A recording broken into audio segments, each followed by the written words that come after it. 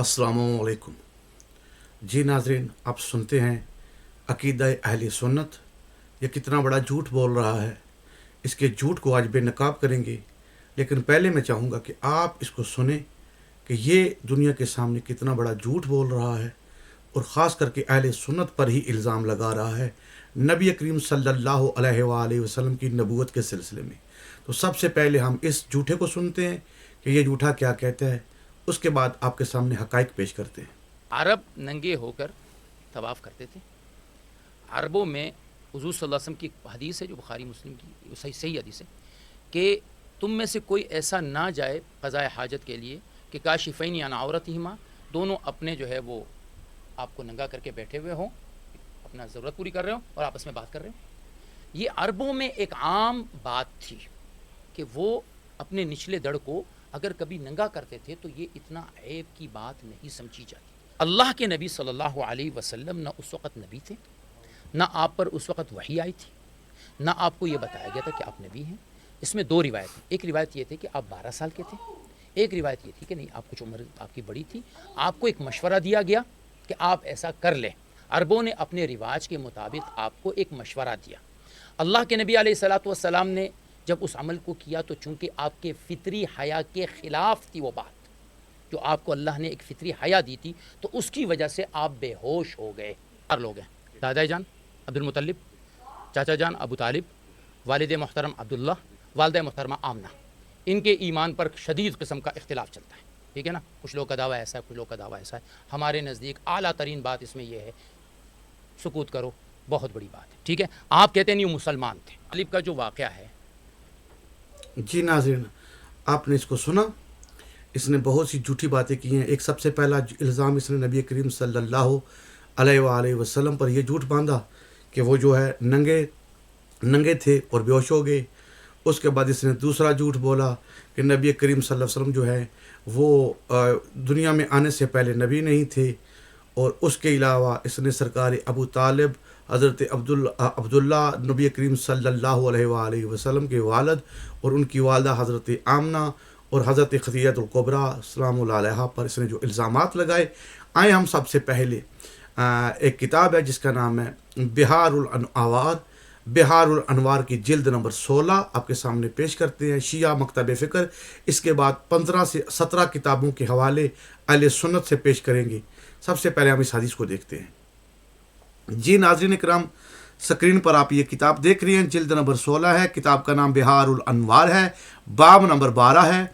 और इस बाब नंबर 12 के अंदर ये हदीस है कि नबी करीम सल्लल्लाहु अलैहि वसल्लम फरमा रहे हैं, कुन्तु नबिय्यन व आदम बैन माए व तीन, कि मैं उस वक़्त भी नबी था जबकि आदम अलैहिस्सलाम पानी और मट्टी के दरमियान थे।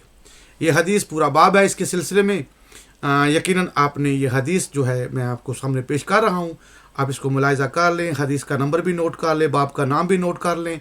नाज़रीन इकराम, ये पहली हदीस इसका झूठ है। अब यही चीज़ मैं बरादरान अहले सुन्नत की कुतुब से साबित करूँगा ताकि किसी को कोई गुमान ना रहे कि सच क्या है और झूठ क्या है। इससे पहले कि मैं बरादरान अहले सुन्नत की तमाम किताबों से यही हदीस जो बड़ी मोतबर से मोतबर किताबें हैं वो दिखाऊं, इससे पहले एक किताब और मैं चाहता हूं कि आपके सामने पेश करूं जो इसने ये झूठा इल्ज़ाम लगाया है और झूठ बोला है, ताकि मेरे बरादरान अहले सुन्नत भाई हकीकत को जान सके कि हकीकत है क्या। तो आए सबसे पहले हम एक किताब और को देख लेते हैं ताकि हम ये जान सके कि सच क्या है। जी नाज़रीन इकराम, यकीनन किताब स्क्रीन पर आपको नज़र आ रही है, ये दूसरी किताब है।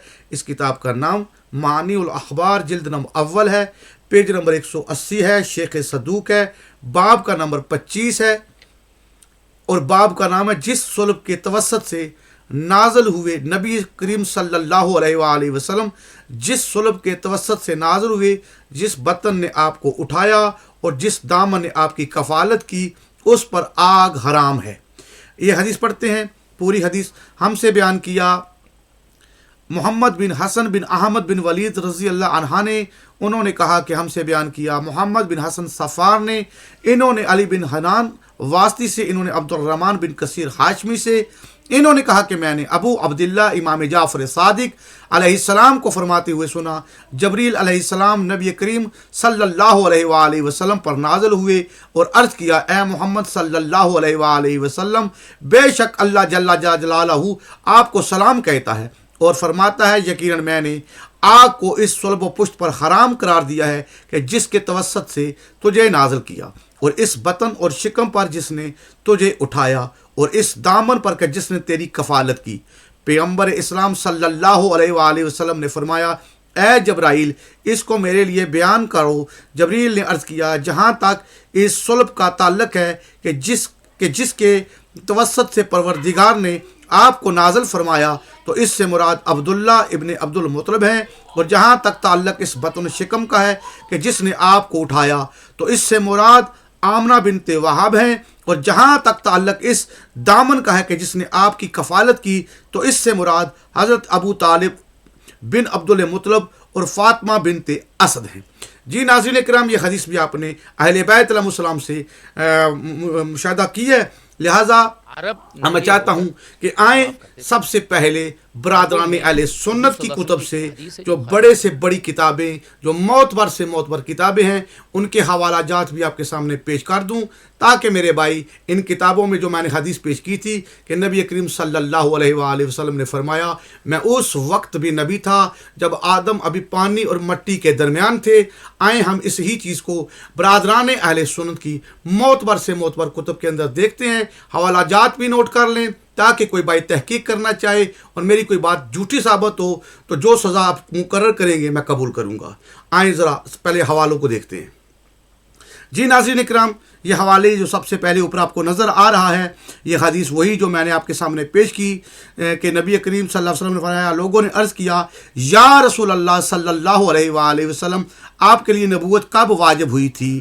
آپ صلی اللہ علیہ وآلہ وسلم نے فرمایا، میں اس وقت بھی نبی تھا جب آدم علیہ السلام کی تخلیق ابھی روح اور جسم کے درمیانی مرحلہ میں نہیں پہنچی، یعنی روح اور جسم کا باہمی تعلق بھی ابھی قائم نہ ہوا تھا۔ جامعہ ترمذی کتاب مناقب باب ما جاء فی فضل نبی صلی اللہ علیہ وآلہ وسلم، حدیث نمبر 3609، دلائل النبوہ علامہ بہقی کی کتاب ہے، اور جلد نمبر 2 پیج نمبر 130 ہے، ابو نعیم فی دلائل صفحہ نمبر 8 حدیث نمبر 8، مستدرک الحاکم جلد نمبر 2 صفحہ نمبر 609، اخبار اصفہانی لابی نعیم جلد نمبر 2 پیج نمبر 226، کتاب القدر للفریابی جلد نمبر 14، تاریخ بغداد للخطیب جلد 1 صفحہ نمبر 146، احمد بن حنبل المسند احمد بن حنبل جلد نمبر 4 حدیث کا نمبر 6676، مصر موسیٰ قرطبیہ ترمذی السنن جلد نمبر 5 حدیث کا نمبر 3609، بیروت لبنان۔ اس کے بعد حاکم مستدرک الصحیحین جلد نمبر 2 حدیث کا نمبر 4209 اور 4210، مصنف ابن ابی شیبہ 36553، یہ حدیث کا جو نمبر ہے جو مصنف ابن ابی شیبہ کے اندر ہے۔ اس کے آگے چلتے ہیں نیچے اور دیکھتے ہیں کہ اس کے نیچے اور کیا کیا حوالے جات ہمارے پاس موجود ہیں، اور اس روایت کے بارے میں یہ یقیناً آپ کو نظر آ رہا ہے، یہ روایت صحیح ہے، یہ یقیناً آپ کو نظر آ رہا ہے یہ روایت صحیح ہے۔ ولید بن مسلم نے دلائل النبوہ میں سما کی تصریح کر دی ہے، اور اس روایت کی کئی شواہد ہیں۔ ناظرین کرام، آپ نیچے دیکھیں، یہی حدیث پھر سے دوبارہ سے شروع ہو رہی ہے، اے اللہ کے رسول صلی اللہ علیہ وآلہ وسلم، آپ کب نبی لکھے گئے؟ تو آپ صلی اللہ علیہ وآلہ وسلم نے فرمایا، میں اس وقت نبی بنا جب آدم علیہ السلام جسد کے درمیان تھے، روح اور جسد کے درمیان تھے۔